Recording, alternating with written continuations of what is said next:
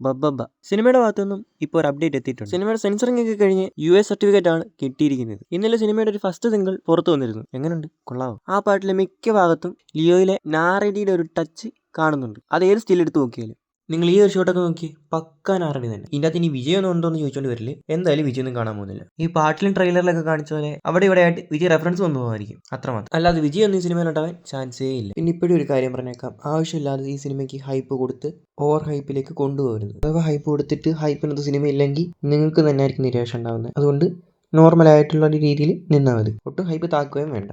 ജനനായകൻ സിനിമയുടെ ഭാഗത്തു നിന്നും ഇപ്പോൾ ഒരു അപ്ഡേറ്റ് എത്തിയിട്ടുണ്ട്. സിനിമയുടെ ഒരു ടീസറിനെ പറ്റിയോ അല്ലെങ്കിൽ സെക്കൻഡ് സിംഗിളിനെ പറ്റിയോ ഇന്നൊരു അപ്ഡേറ്റ് ഉറപ്പായിട്ടും ഉണ്ടായിരിക്കുമെന്ന് മൂവി ടീം തന്നെ കൺഫേം ആക്കിയിട്ടുണ്ട്. അപ്പം നമ്മുടെ Thalapathy on the way.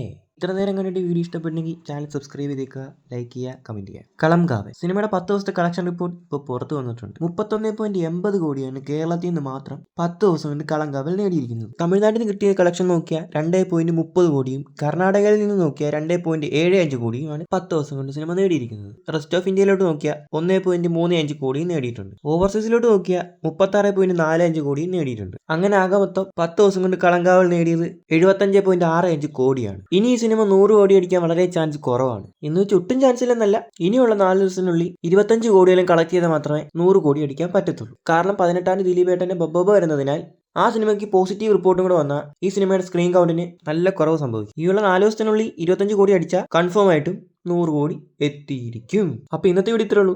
Video ഇഷ്ടപ്പെട്ടാൽ ലൈക്ക് ചെയ്യുക, ഷെയർ ചെയ്യുക, സബ്സ്ക്രൈബ് ചെയ്യുക. നാളെ ഇതിലും നല്ലൊരു വീഡിയോ എത്താം. അതുവരേക്കും